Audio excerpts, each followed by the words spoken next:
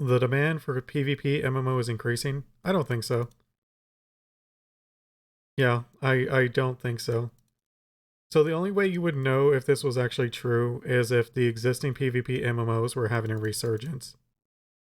Which I have not heard of anyone mentioning this, including those PvP MMOs, which I think they would. But we'll see. Maybe he has data that I've not seen, so let's take a look. Yeah. Hey, what up, boys? So, random news has appeared for me to grasp like a vulture, desperately trying to keep my channel from sinking into the inky depths of... Who? However, you may have noticed there's no intro today, and allow me to explain why. I think most people would not forget who you are. Like, you're one of the biggest Ashes of Creations content, like, updaters. I mean, can't say creators because there's can't do anything with it. But yeah, I think while Ashes of Creation still has interest in it, like, I don't think your channel is gonna. Well, I guess in terms of like, it's your job now, right? So you're gonna need like more news to get more videos so you can get money. But yeah, Why?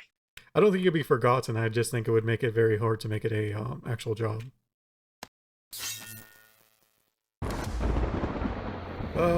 Yeah. He's getting like weirder and weirder with these. Fuck the intro, I ain't doing an intro today. Yes, that's right, your old man Narc has a backache, so let's inhale dangerous amounts of copium as we convince ourselves Ashes of Creation isn't dead on arrival due to its PvP systems. No, I mean, even myself who was like isn't interested in PvP, I wouldn't call it dead on arrival until we actually play it. That's really what it is. Potentially turning the game into a cesspit of degenerates. I mean, look at New World. It wasn't dead on arrival. It died like a couple of months in. So Ashes could be the same, where there's just an insane amount of hype for Ashes of Creation. So even if it's kind of garbage, which I really hope not, like, it's still gonna like succeed for at least a little bit until people like drop off like flies. Who were never loved by their parents. But before we get into that, our patrons and I would love for you to grab yourself a Copa Cola, because talking about PvP is a sensitive topic, and the recent... No, talking about world PvP is a sensitive topic, and not even world PvP. Talking about forced world PvP is the part that's like sensitive. No one cares if a game really has PvP or not. October last year, involving all of that PvP discussion, basically destroyed my channel. So well, why not do it again, as it's been at least a week since I repeated myself to farm ad revenue. I wonder what he means by destroyed his channel. Did he lose a lot of views? I didn't notice that. Now, with all that bollocks out of the way, I've run out of content, man. Please, send help. So our discussion today comes from the recent publication highlighting the weekly player numbers of Albion Online's unique PvP participation. Yeah, but Albion Online has had an overall player increase. So obviously there would be overall more people PvPing. Now, I've mocked Albion Online many times in the past because it's basically a glorified mobile game. However, it does corner the niche of the fantasy full-loot PvP MMORPG scene. EVE is great and all, but one, it's basically a spaceship simulator rather than an actual, game, and two, it doesn't satisfy that highly popular moment-to-moment MMORPG fantasy gameplay, and that's where Albion steps in. Don't get me wrong, Albion has its problems that don't really gel with me personally. For example, I dislike Albion mainly for the exact same reasons I never gave Lost Ark the time of day. I'm not an ARPG gamer. I find that style of gameplay very immersion breaking. That's not an MMORPG to me. That is a multiplayer ARPG, and that's okay. By your same logic, MMOs are RPGs that are multiplayer. Like what? Like that? Because despite that, it is still currently, because that would make more sense on like Path of Exile. as stated Like Path of Exile is not an MMO. It's an action RPG that's multiplayer. By these numbers we'll go over in a moment, the leading full-loot open-world PvP MMO. Before continuing though, I understand that Albion is more than just full-loot PvP at all times, etc, etc. I understand it has different rules for different zones, and that does probably play a major part of these numbers we're about to get into, and we'll elaborate on them further in a moment. 115k players per week just participating in PvP is a very interesting statistic. And then you don't even read that second part. Remember, there's a massive portion of the player base that don't engage in the PvP. And when they wouldn't use the word massive if it wasn't freaking massive. I'm assuming it's 90+% that don't engage. Statistic. I obviously have no personal experience with the game, so please feel free to educate us non-mobile gamers down in the comments below, but I'm fairly confident its economic systems and artisan/caravan type gameplay loops are a major part of the appeal. And that is exactly the point here. An MMORPG isn't just one aspect. The success of an MMO comes from how all its interlocking systems actually function with each other. It starts with the gameplay, seeps into the social teamwork, the gear progression, customization, and overarching goals. If even just a single one of these don't work really well with all the others, you end up with trash like New World, a shallow Dude, New World's actually kind of decent now. What do you... Like, jeez. Attempt at an MMO without any actual talent or understanding that the Dude, you cannot say they didn't have talent. Like, for you to say that, like, I want to see you come out with an MMO. Like, that's really messed up. Because it's like, they obviously have talent. It's more like it was their first game. Like, I don't know. Like, it feels like that's, like, way too harsh on something that, I don't know, you don't know shit about. Like, be real. soul of an MMO is all about the progression towards endgame. Yeah, because New World, like, its biggest gripe was, like, the middle levels. Like, I really like the beginning, really like the end. But a lot of people couldn't get to the end because the freaking middle sucked. And they did make some design choices that were just kind of bad, like the dungeon systems and stuff, but they fixed almost all of it. They've taken a lot of the feedback that the player base has given and made the game, in my opinion, like, just way better. After all, New World has no endgame, and Like, I'm legit looking forward to New World's future. the slowly dwindling numbers reflect that pretty clearly. But No, because the numbers have stabilized, and I think they've been increasing lately. what about Albion? What is Albion's endgame? Well, as mentioned before, Albion boasts a thriving economy, and because of its full-loot PvP nature, the economy is designed in a way that complements this by making the gear progression fairly short, a sign of synergistic game design that complements the core pillars Albion is trying to cater to. And that, despite its full-loot PvP nature, is reflected in today's very successful numbers. This is what I want to discuss today, because it's not about PvP or full loot or any one system that governs the moment-to-moment gameplay. It's about the synergies between the systems and the talent within the dev team designing a cohesive world governed by systems that reward us as players in a satisfying way that keeps us wanting to progress. So let's halve that copium and...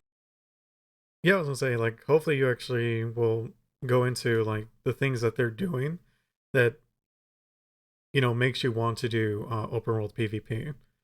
Because I'll be fair, a lot of times it's fine. Like, I actually don't mind open world PvP.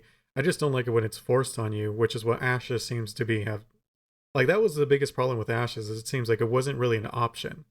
Albion, it is an option. You don't have to do it. And Q. By that same tweet you linked earlier, they said a massive amount of the player base doesn't even engage in it. So that transition. The reason why Albion Online is an interesting topic during this discussion is because of their gear progression compared to a traditional MMORPG. I think comparing their full loot PvP in tandem with their gear is a great way to highlight the motivation behind open world PvP. Additionally, this also allows us to dip into the topic of why survival games, which are full loot by default, thrive as a PvP focused genre, and PvP focused MMOs don't, or at least according to public perception as. Yeah, but it's one of those things where it's like, okay, so you're talking about those games. I'm assuming you're meaning like Rust, right? I would assume you're saying that. It's like those games aren't really that crazy popular. With streamers, I would say, like, if you took away like the entertainment you would get out of it from watching people play it, I don't think the games themselves do like crazy popular, or well, I should say. Otherwise, you would just see way more of them than what there are. Like you see Ark, you see Rust, and Ark, from what I understand, just isn't doing that well. Like maybe because it's buggy as hell, but I don't know. Like I'm confused on, because those games you're going into it knowing what you're getting, right? It is the game. That's the whole game is built around that. So it makes sense. We just saw, Albion Online's recent numbers contradict this, as there is indeed a sizable audience who do like full loot PvP in an MMO. You see, throughout history, attacking someone. Do they like it, or is it just a effective way to get gear or something along those lines? Where it's like, I may not particularly like it, but it is good for getting such and such, so I'll do it. It's why some people will play, do raids or PvP or Mythic Plus. They may not particularly like Mythic Plus itself, but it is a good way to get gear for them. In an MMO has always had motivations behind it. You gain something from attacking another player, whether that be honor from a game like World of Warcraft, crates from attacking someone's boats or caravans in Arcade, and many other motivational reasons to murder players in an open world. This is the expected gameplay loop after all, and it adds an additional layer of risk on top of your reward to the generally dull moment-to-moment gameplay. However, these games also, throughout history, failed to introduce adequate punishments for murdering people unchecked. This allowed certain Yeah, like if you're ganking people, especially if they're lower level. types of players, that being griefers, or more commonly known as losers who were neglected by their parents, to run rampant and basically ruin as many people's experiences with zero repercussions. To make matters worse, 100% of these open world PvP games were also supplemented by a plethora of pay-to-win mechanics that tend to be deliberately designed to. I don't think the pay to win stuff made any difference. I mean, it can, I guess, in a way. But like even game like, what was it, Mortal Online, I think, where it's like full loop PvP. I don't recall anyone talking about pay to win stuff. It's just it wasn't that interesting. So I don't know. Even in like Rust and stuff, it's, you could technically say it's pay to win, but not really. I don't know. Attract this type of player, exploiting. I'm talking about like DLC and stuff I think you can get in the game. I could be wrong. I actually don't even play Rust, so I'm not gonna speak on it. Their desperation to feel validated as their pixels kill other pixels using unfair power boosts from these corporate Korean in-game shops. This shifts the punishment onto the Oh, you're talking about Arcade. That, I see what you mean. person who was attacked and killed, rather than the person who was doing the senseless killing. That just makes no fucking sense. And this has been a consistent problem throughout MMORPG history that has never been cracked down on. And that's because it exists for one reason and one reason only. Corporate Makes Korea money. makes a lot of profit from it. And this is where Albion Online is different to what we've had in the past, and why survival games like Rust or Ark thrive in this environment. You see, the gear progression in these games are designed in a way that any gear that you lose is almost immediately replaced with similar gear. What is this graph supposed to represent? Like, you kind of brought it up without saying what it even is. You've acquired throughout your time playing. The items and gear you have are not designed to be permanent progression. You expect to eventually lose this gear, and that's okay. The gameplay loop and the economy in Albion is designed exactly for this, and that is why the game is thriving in the current year. But thriving isn't enough to the public eye. Is it thriving because of their open world PvP? Because based on what they said, that's not the case. It's more like open world PvP is accepted. At the very least, we can say that, but it doesn't sound like it's thriving. Otherwise, it wouldn't say a massive amount of the player base isn't even engaged in it. Like, being perfectly honest with you. Like, of the average copium inhaler, claiming 14 and WoW are the kings of this genre. Surely brain-dead content that appeals to the lowest denominator is thriving, right? Just how Facebook and Twitter are the gold standards of social media consumption due to the hordes of brainless normies desperately trying to validate each other with minion memes and pictures of their dogs. well, the thing is with MMOs, you gotta, and even social media, like it's all based on numbers, man. So the more people engaged in it, the more success, quote unquote, the platform is getting. Like, so MMOs in general, like say Ashes or Albion as it is, like it is popping off, like in terms of its player base. It's actually one of the biggest MMOs out there. But it wasn't because of full loop PvP. I didn't even know they had that. And yet, and in fact, most people I know who play it, when I did play, was for the crafting and like the almost like the single player aspect of it, where you just kind of do what you want. But it had nothing to do with the PvP. The survival game genre is vastly more popular in the current year than every other currently popular MMORPG by a mile. But why is Let me hear that again, because I think game genre is vastly more popular in the current year than ever to validate each other with popular MMORPG by a mile. Where do you get these numbers? So the average daily, I almost want to bring up Steam, like, because that one you can actually bring up on Rust, right? And see actually how many people are actually playing the game. I'm saying actually a lot. But let's see here. Rust daily players. It says like peak is around 176,000 in Steam charts.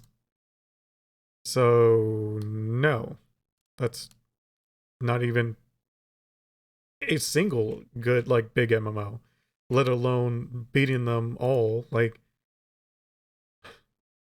okay, dude. Like that's what I like immediately when he said that. I was like, wait, what? Like that doesn't even make sense. I don't know. Let's see what he says. I'm sorry about Narc. Like, dude, just stick with Ashes. Like, don't talk about other things. But why is that? Why does a genre Well, it's not true. that is inherently Unless you can show some numbers, and unless, I don't know, that Google thing you just showed, if that was Google, maybe that's what the chart you were showing. You were talking about gear with this chart, but I have no idea what this this graph, let me see here, I'm 837. Let me go back to this graph for a second. Like, what does this mean? Is this just like Google Trends? I have no idea. You didn't say what this chart meant. a lot of profit from it. And this is where Albion Online is different to what we've had in the past and why survival games like Rust or Ark thrive in this environment. See, that's what I mean. Like, what is this? Two what? Like 35? Is this the amount of Twitch streamers? Like, I have no idea. All right, I was around 827, right? Current year than every other currently popular MMORPG by a mile. The only thing I can think of is he's talking about like streamers, like engagement in streaming. Is the only thing I can think of, because any other metric, it's just not true. But why is that? Why does a genre that is inherently designed for full loot PvP on a fundamental level blow this genre out of the water? Well, I think the answer is pretty simple, to be honest. MMOs in the current year are just dog shit. What a joker. Sadly, I'm only half joking. MMORPGs are, on a fundamental level, I mean, to you, obviously to the millions of people that play it, not so much. Because if it was really that bad, I mean, they'd play something else. More than likely. I mean, I don't know, dude. Like, if it's stretching it. supposed to be massively multiplayer online role-playing games. Therefore, the Zerg mentality has always been the general PvP gameplay loop, quite the opposite of how a survival game functions. Zerging, for those of you lucky enough to be unaware of such brainless gameplay, is the act of a full raid, or in some cases, multiple raids, running around in a large, unstoppable group, wiping through players like they're ants being squashed beneath the foot of an overweight neckbeard. Not fun gameplay at all, but the gameplay that pretty much dominates all currently popular MMOs that feature any form of open world PvP. Because it works. It's the most efficient. A sad situation, but a situation that is unavoidable. People wouldn't do it if it didn't work. Or is it? So as I put Ashes of Creation in the title, And was that Albion you just showed that was doing Zerging? So obviously, your first point in bringing it up in the beginning with is like, oh, people are interested in it. Like, that's why it's good. And then, but look, they're doing things that I hate and think it's brain dead. Therefore, it's still good. Like, what? so I think we'd better start talking about thin air, hadn't we? Starting with the question, what makes Ashes of Creation different to MMORPGs in the past that feature PvP as a major part of the open world design? It's important to emphasize going into this segment that Ashes of Creation is not a PvP MMO. It has, and always has been, aiming to be a PvX MMO, a game that is using PvP as a way to elevate the rest of the game through risk versus reward. But we'll come back to this in a moment, because I want to break this topic into 3 main subjects for ease of understanding. Firstly, Ashes of Creation's To be fair, Escape from Tarkov does the same thing. gear, as far as we know, is aiming to be similar to your traditional MMO in terms of progression. Ashes is sandbox focused, complemented by I don't remember this gameplay from anything else. Maybe they came out with a new trailer? Looks okay. theme park elements, and the artisan side of the game plays a heavy part when it comes to progression, the economy, and player gear. There's a few interesting niches about the gear in Ashes that you guys may not be aware about that kind of changes the way we expect the economy to work. The gear is not bound to you, meaning, just like in Black Desert Online, you can wear, upgrade, and customize your armor as much as you want, then trade it to another player. It's an interesting concept that works very well for a sandbox-focused MMO like Black Desert, as it adds a lot of depth to long-term progression. To be fair, people hate the gearing in Black Desert. Like, that's its biggest gripe. Not this part of it, but like, it's mostly like you can break your gear and stuff. But I've not even heard of like this being a good part of like the gearing system. So, I don't know. Progression. One of the main reasons I still compliment BDO despite its pay-to-win garbage, and I'm excited to see how it will affect the economy and progression in a Western-style, social-focused MMO with zero pay-to-win. Furthermore, bosses obviously play a huge part of the progression when it comes to crafting legendary gear, so the gear that we wear is most certainly not aiming to be throwaway like it is in Albion Online, RuneScape, and the plethora of survival games we've mentioned today. Secondly, you do not drop your gear on death. However, that doesn't mean PvP player death is mere inconvenience. You do drop crafting materials on death, as in stone, iron ore, herbs, etc, etc, etc, meaning the motivation for people to PvP you is to fuel the economy and add that aforementioned risk to your gathering exploits. Now, over the years, we've learned a lot about how this is going to be managed in terms of drop rates. However, Is it just me, or is this like the... You're gonna lose the casual player base that just wants to like farm, collect, like, who goes out and just gathers. Like, why would you attack them like that? It's like they're the most casual of casuals, and it's like, I don't know. I just feel like it's a bad decision. If it's forced, which is what it sounds like, there's no way to turn it off. Like, maybe, what did they say? There was going to be like areas that are PvP, which I'd be okay with. Like, okay, so if you're a really casual player, just don't go to those areas, right? To gather. Like, maybe they're better for gathering, but like, if I was a gatherer, like, I wouldn't even bother taking that chance, because it's like, okay, well, this will take me twice as long, but at least it's a guarantee that something will come out of it. I'm not gonna like get unlucky and have my time just completely wasted. However, there's too much thin air in this video to get into the details of this mechanic, so instead we'll move on to the final, most important part of this equation, and the core reason why Ashes of Creation is far different to all PvP MMOs in the past that were infamous for griefing. When you murder someone who doesn't fight back, you are punished for it heavily. This punishment is called corruption. Corruption completely dampens your stats, removes your ability to interact with a city and its NPCs, which evidently shuts down your ability to use a bank, and marks you on the map for players to hunt you. However, the most brutal punishment for corruption in Ashes is that you can drop your gear on death, meaning the time, money, and effort you put into your progression is put at risk the moment you start griefing. The reason why these MMOs in the past were infamous for senseless griefing by degenerates is because the corporate entities... Well, that's kind of dumb. Like, so if you find someone AFK and you attack them, and they just don't bother fighting back. But imagine, like, if you're playing a class that is dot heavy. I don't know if Ashes Creation is going to have something like that, maybe. If it does, though, that class is going to be pretty rough, because imagine you dot something up, and then you realize they are AFK, like, oh dang, like, I'm about to get hit with the corruption, because I thought this guy was just getting the drop on this guy.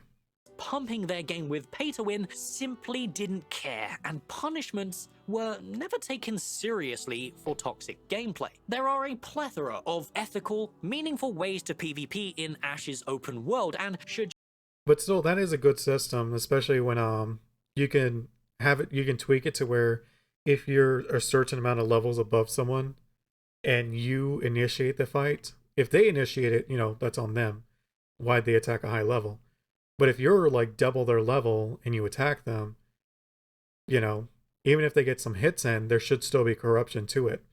Because it's like, yeah, that you didn't attack an AFK player, but you attacked someone who couldn't do anything, who might as well have been AFK. You choose not to participate in them specifically, corruption merely existing as a mechanic will protect you as a player who doesn't want to participate in that kind of gameplay. Steven made this very... I don't think it's going to protect you, but it will heavily desensitize? No. Basically, it will really get people to be like, oh, maybe I shouldn't attack him. Clear in October's livestream as they dedicated... That is weird looking on the right there. Significant time addressing the concerns. Intrepid do not want griefing ruining their game, and they're prepared to take immediate action against anyone who does, not only from an in-game mechanics point of view, but they're also willing to ban them should they violate the harassment policy within Ashes of Creation's terms of service. Good. They really need to be strict with that, otherwise it's going to get out of hand quick. Oh, healer, glorious leader, bringer of MLM and the copium inhaler himself, Mr. Steven Sharif. I said this in the video in October when the PvP debacle was happening, and I'll repeat it again today. It's okay that Ashes of Creation isn't for you. In my opinion, the reason MMOs became... No, it's not. It's not okay. Would you say it if it was directed towards yourself? Like if someone told you, like say Steven Sharif, all of a sudden started making a bunch of changes that you did not like, Narc, would you be like, hey, it's okay, it's not for me? No, you would have a bloody meltdown, most likely. So, I don't know, like, I really don't like that patronizing thing where it's like, hey, it's not for you, but everything about this game is something I like, so F off. Like, dude, just say how it is. Like, you like it, you don't care that other people may not like it, which is fine, you know. Became so uninteresting in the current year is because they try to bend over backwards to please everyone instead of designing systems and gameplay that people want to be a part of. The risk is part of Ashes of Creation's gameplay, and I do believe, even if you personally are not a PvP player, the way it's designed in Ashes will remind you that an actual, living, breathing, social world with risk and repercussions to your decisions will hook you into the game far stronger than... I don't think so. I don't think it's going to hook many people, other than people who already like it. But I think the thing with Ashes of Creations, I think it's going to be such a good game outside of that, that people are still going to play it. It's like Albion. Like, like the thing said, like majority of players, massive majority of players do not engage in the PvP. They most likely, are engaging outside of things out of the PvP, but all of that is so good that it's just like, okay, there's PvP in it, but I can overlook it. It's just like how people overlook pay to win, Genshin. People overlook the gacha and energy system. They don't do it because they like those systems. They do it because the core game is just so good. How our currently popular MMOs do with chores and daily gated content that are designed in And that's why, to me, it makes sense to compare gacha systems and stuff to this, is because there are some people who do like gachas. Just like there are some people who like open world PvP. But it's not the majority. moral ways that prey on human flaws like fear of missing out and addiction. But as usual, And to say that Ashes is not going to have any FOMO, I don't know. I feel like the game will have FOMO. It just, I don't know, just feels like it. I am just one nerd desperate for a good MMO, and my opinion means nothing without yours in the comments below. And as always, I want to thank my Patreons because they are the giant anime titties of this wannabe boomer's dream to talk shit on the internet. We got a lot of new joiners as of late, and you guys are truly carrying the channel through the thin air that is Ashes of Creation's development. So, hey, what up, boy? That was really bad timing, but he had this little thing here and I pressed it when I meant to pause it. So I don't know. I actually would completely disagree with this, in that, like, the demand for it is increasing. I really don't think that's the case. Just based on, like, Albion already being, like, it really popped off, so its player base has really increased. And because they have a mechanic with open world PvP, of course people are at least going to try it, you know what I mean? Maybe some of them like it, maybe some of them don't. Sounds like majority don't, but I don't know. Like, I don't see any kind of, like, demand for it increasing. I think it's more people just playing around it, which is fine. Like, I hope Ashes is like that, where it's there if you want to engage in it, and if you don't, that's up to you. You know what I mean? I was thinking more about this, and I immediately was able to think of, like, something someone would be able to do to kind of grief someone. This would also really depend on how they plan to have their gathering system and their tagging system for mobs. Because imagine, like, you're out in the world trying to get whatever you're trying to get to make your gear, right? And there's someone trying to troll you who's, like, a step ahead of you at every turn. They're always trying to, like, getting it before you. If it's a case where it's like older MMOs where if someone gets it, it's just gone. Like, you being, like, a little bit late, might as well be like 10 minutes late because it's just not there. World of Warcraft has it where if someone mines a node and you're, like, right there at, like, arrive just after them, you could still mine it. It's still there for a little bit, I think like a few minutes.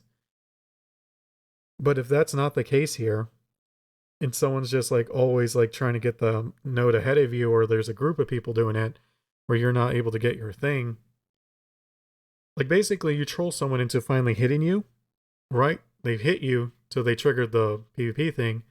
And as soon as they hit you, run into a group of monsters or mobs or a boss and have the boss and them kill you. So that way you never hit that person back and they're going to get corruption. And you just come back and kill them and get all their gear. Or some of their gear. I don't know. Like, that to me is just like, it took me less than a few minutes to think of a way, like, okay, well, depending on those systems, you could do this. And even without those systems, there's still like, how does that going to work, right? If you hit someone and then they get killed by a monster without being able to hit you, how's that going to work? I don't know. Like, it's just stuff like that is why a lot of people are wary and, like, kind of bringing it up. Like, hey, are you sure you want to go with this system? Because it's a lot of time that the developers are going to have to invest in making this system work. To the point they could probably release a whole new expansion with the amount of work that's going to go into it. I don't know. Like, it just doesn't feel like what's the word I'm looking for? the reward matches the work amount. Like, because it's, you gotta remember, these are players. This isn't a PvE encounter. So it's like, for you to go over every circumstance or every possible option a player's gonna have in a game like this, that is very freeing to begin with, I don't know, man. I think that's what the biggest concern is, at least for me. But yeah, Narc, would say I strongly disagree. That's what I was saying, like, he didn't really have numbers showing, like, actual PvP MMOs, like, popping off. He showed Albion, which happens to have PvP in its MMO, but that the same thing that was saying its numbers were high, we're also saying, like, yeah, but it's, like, a very small portion of the player base involved in it to begin with. So, I mean, not the greatest of it, you know, sponsoring, like, hey, look, PvP MMO is actually a good thing. No, no one wants to play it, though.